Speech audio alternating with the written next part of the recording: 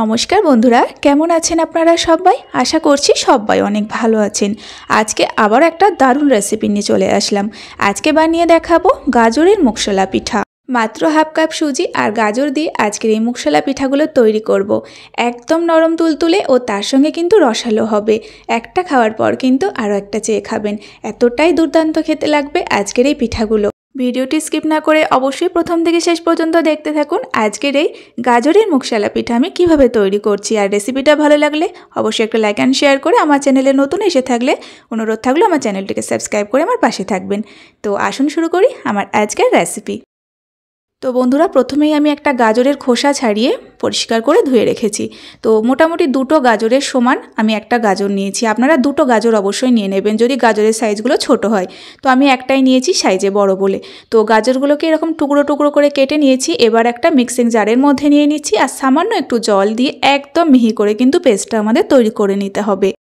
তো গাজরটা আমি পেস্ট করে নিয়েছি একদম মিহি করে। তো এখন আমি চামচের সাহায্যে তুলে দেখিয়ে দেব। দেখুন, এরকম একদম মিহি তৈরি হবে, কোনো রকম কিন্তু দানাভাব এখানে থাকবে না। তো গাজরের পেস্টটা আলাদা একটা বাটির মধ্যে তুলে নেব, এতে রান্না করতে আমার সুবিধা হবে। তো দেখুন, বাটির মধ্যে আমি আলাদাভাবে রেখে দিলাম। তো চলুন এবার আমি রান্নাটা শুরু করব। তো এবার পিঠার জন্য ডোটা রেডি করে নেব। একটা কড়াইকে ভালোভাবে গরম করে 2 চামচ পরিমাণে ঘি দিয়ে দিলাম। আপনারা চাইলে তেলটা দিতে পারেন, তবে ঘিটা দিলে টেস্টটা বেশি ভালো লাগবে। তো ঘিটা একটু নেড়েচেড়ে দেওয়ার পরে যখন গরম হবে তখন এর মধ্যে গাজরের পেস্টটা দিয়ে দিতে হবে। তো মোটামুটি একটা বাটির মধ্যেই মাপ করে এখানে হাফ বাটি পরিমাণে আমি গাজরের পেস্ট দিয়েছি। তো গাজরের পেস্টটা জাস্ট হালকা করে নেড়েচেড়ে একটু ঘিয়ের সঙ্গে মিশিয়ে নিতে হবে। খুব একটা যে বেশি ভেজে ফেলবেন সেটাও কিন্তু না, হালকা জাস্ট 1 থেকে 1.5 মিনিট মতো মিশিয়ে নিতে হবে। এরপরে এর মধ্যে জল অ্যাড করে দিতে হবে। তো দেখুন, এখানে আমি সেই একই বাটির মাপ করে 1 বাটি জল দিলাম, আর তার সঙ্গে দিয়ে দিচ্ছি স্বাদ মতো লবণ আর 1 চামচ পরিমাণে চিনি। তো এবার সব কিছু একসঙ্গে মেশাতে থাকবো, আর গ্যাসের ফ্লেমটা অবশ্যই লো টু মিডিয়ামে রেখে এই জলটা ফোটার জন্য আমাদের অপেক্ষা করতে হবে। তো দেখুন, জলটা কিন্তু ফুটে উঠেছে। এবার গ্যাসের ফ্লেমটা একেবারে লোতে রেখে সেই একই বাটির মাপ করে হাফ বাটি সুজি আমি দিয়ে দিলাম। তো সুজিটা দেওয়ার সঙ্গে সঙ্গে কিন্তু গ্যাসের ফ্লেমটা একেবারে লো করে দিতে হবে, আর অনবরত নেড়েচেড়ে কিন্তু সুজি থেকে আমাদের একটা ডো তৈরি করে নিতে হবে। এই সময় কিন্তু নাড়াচাড়াটা একদমই বন্ধ করা যাবে না। বেশ একটু টাইট করেই সুজির এই ডোটা তৈরি করে নিতে হবে। তো দেখুন, আস্তে আস্তে অনেকটাই টাইট হয়েছে, তবে এটাকে আরও কিছুক্ষণ নাড়াচাড়া করে আমাদের টাইট করে নিতে হবে। তো বন্ধুরা দেখুন, মোটামুটি এরকম করেই সুজির ডোটা তৈরি করতে হবে, বেশ একটু টাইট করে। তো এবার এই ডোটা আমি একটা বাটির মধ্যে নামিয়ে নেব। তো বাটির মধ্যে নামানোর পরে কিন্তু জাস্ট হালকা করে ঠান্ডা করতে হবে, একদমই কিন্তু ঠান্ডা হবে না, হালকা কুসুম গরম রেখে ঠান্ডাটা করে নিতে হবে। তো এখনও কুসুম গরম আছে। তো এরকম অবস্থাতে এর মধ্যে মিশিয়ে দেব আতপ চালের গুঁড়ো, বাজারের কেনা শুকনো আতপ চালের গুঁড়া। তো এই বাটি করে কিন্তু আমি সমস্ত উপকরণ দিয়েছিলাম। তো এই বাটি করে হাফ বাটি পরিমাণে আতপ চালের গুঁড়ো দিলাম। তো এবার আতপ চালের গুঁড়োটা খুব ভালোভাবে প্রথমে মিশিয়ে নিতে হবে, আর অল্প অল্প দিতে হবে আর মেশাতে হবে। তো এই অবস্থায় কিন্তু কোনোভাবেই আটা ময়দা এসব দিয়ে টাইট করতে যাবেন না। আতপ চালের গুঁড়োটা দিলে তবে পিঠাটা খেতে বেশি ভালো লাগবে। তো চালের গুঁড়াটা দেওয়ার পরে খুব ভালোভাবে মিশিয়ে নিয়েছি। তো হাতের মধ্যে খুবই লেগে যাবে। তো এখানে হাতটাকে একটু পরিষ্কার করে ধুয়ে নিতে হবে। তো হাতটা ধুয়ে নেওয়ার পরে জাস্ট হালকা করে হাতে ঘি লাগিয়ে নেবেন। তারপরে যখন মেখে নেবেন দেখবেন খুব সহজে কিন্তু ডোটা মাখা হয়ে যাবে।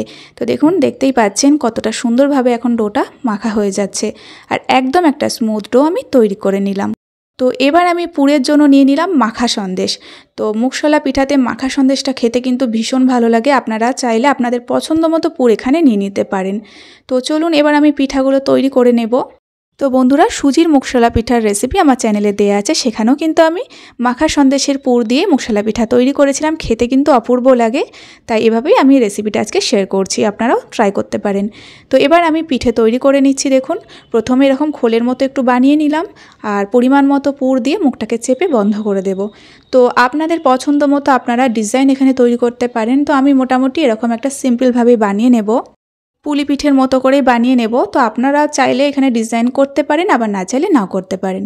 তো দেখুন, এরকম একটা খুবই সিম্পলভাবে আমি ভাঁজ দিয়ে পুলি পিঠের মতো করে ডিজাইনটা তৈরি করে নিচ্ছি। তো পিঠের মধ্যে এই ডিজাইনটা কিন্তু একদমই সহজ, সকলে কিন্তু বানিয়ে নিতে পারবেন, আর দেখতেও কিন্তু ভালো লাগে। তো দেখুন, এখানে একটা মুগশলা পিঠা তৈরি হয়ে গেল। আর বন্ধুরা, এখানে যে কালারটা তৈরি হয়েছে সম্পূর্ণ গাজরের জন্য, কোনো রকম ফুড কালার কিন্তু এখানে ইউজ করা হয়নি। তো সবগুলো পিঠা আমি রেডি করে নিলাম একইভাবে। তো আপনারা চাইলে কিন্তু এরকম অবস্থাতে এগুলোকে ভাপিয়ে খেতে পারেন, তাতেও কিন্তু খেতে দুর্দান্ত লাগবে। তো চলুন আমি কিন্তু এগুলোকে ভেজে নেব। তো ভাজার জন্য দেখুন এখানে আমি রিফাইন্ড অয়েল গরম করেছি, আর তেলের গরমটা অবশ্যই ঠিকঠাক করতে হবে। হালকা ধোয়া ওঠা তেলে এই পিঠাগুলো ছাড়তে হবে, কাঁচা তেলে একদমই কিন্তু দেবেন না, তাহলে পিঠাগুলো কড়াইয়ের নিচে লেগে একদম ভেঙে যাবে। আর খুব একটা বেশি গরম তেলেও কিন্তু দেবেন না।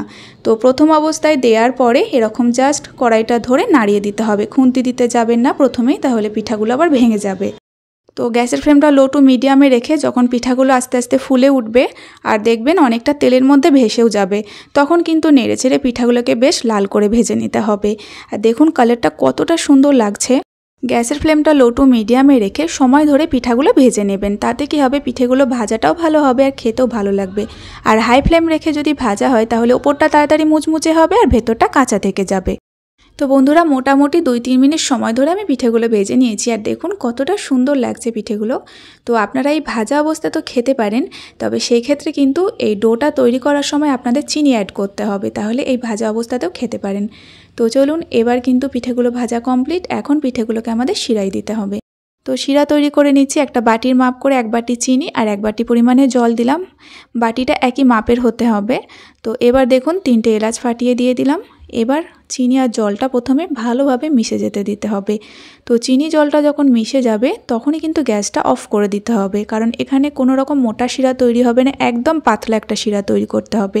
চিনি জল মিশে গেলেই কিন্তু শিরাটা তৈরি। গ্যাসের ফ্লেমটা অফ করে ভেজে রাখা পিঠেগুলো এখন দিয়ে দিলাম। তো পিঠাগুলো কিন্তু শিরার মধ্যে ভালোভাবে একটু ডুবিয়ে দিতে হবে আর চাপা দিয়ে 15 মিনিট মতো রেস্টে রেখে দিতে হবে।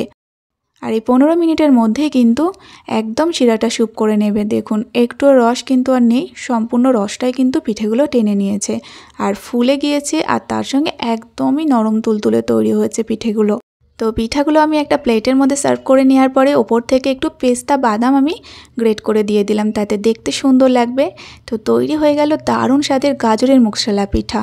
তো গাজর দিয়েও কিন্তু এতটা সুন্দরভাবে মুগশালা পিঠা তৈরি করা যায়, আর শুধু তৈরি নয় বন্ধুরা, খেতেও কিন্তু অপূর্ব হয়।